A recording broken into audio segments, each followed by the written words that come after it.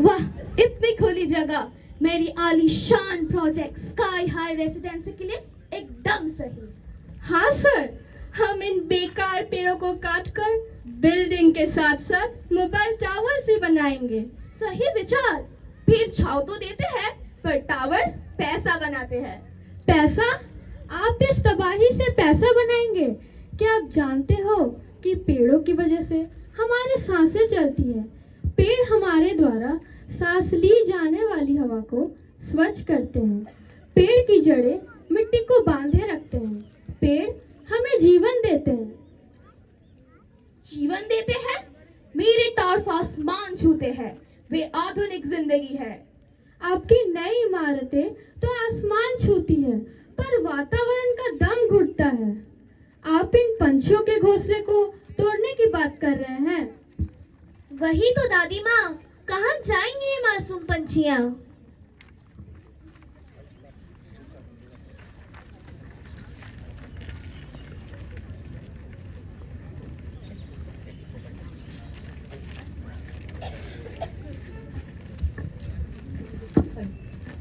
Children, look around. What do you see? Dust instead of flowers and smoke instead of clouds. Miss, I read that even birds are dying due to tower radiation. Yes, beta, the mobile towers disturb nature's rhythm. Bees vanish, birds lose direction. Madam ji, इन tars का हमारे स्वास्थ्य पर बहुत असर पड़ रहा है। हमें आए दिन सिर दर्द, नींद में बाधा, थकान जैसी परेशानियां हो रही हैं। कुछ अध्ययनों में ये पाया गया है कि मोबाइल टावर के रेडिएशन से त्वचा संबंधी समस्याएं, दिल के दौरे का खतरा बढ़ना और सुनने में परेशानी जैसी ना जाने कितनी परेशानियां शामिल हो सकती हैं। But miss, did you hear that they will make a residential complex and a mobile tower in this beautiful open area? What will happen to the birds there?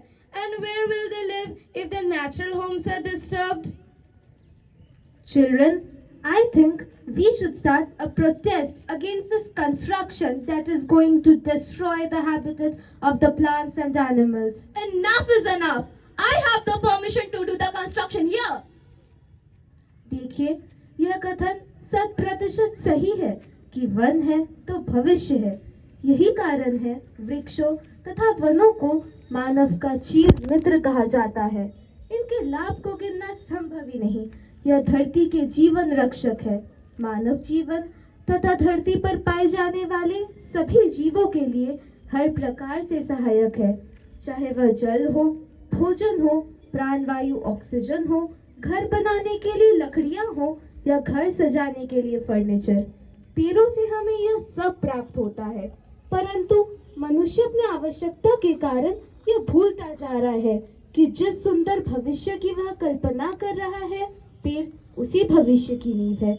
अगर हमारा नींव अर्थात पर्यावरण सुरक्षित नहीं होगा, मजबूत नहीं होगा, तो उस पर बनी कल्पनाओं की इमारत जो भले ही सुंदर हो पर टिकाऊ नहीं हो सकता। জানো তোমরা, যখন আমরা ছোট ছিলাম তখন এখানে কত আম, জাম আর বট গাছ ছিল। আমরা ওদের নিচে বসে কত গল্প করেছি, আড্ডা মেরেছি। এখন দেখো এখানে গাছের সংখ্যা কত কমে গেছে। এখন দেখো এখানে ওনারা অট্টালিকা বানাতে চাইছে, নিজের মৃত্যু নিজেই ডেকে আনছে। Sir, maybe we should stop this now. What will we build if nature dies? Maybe we were wrong. Plants are necessary for our lives and we should immediately stop the construction now. It is never too late to bring a hope.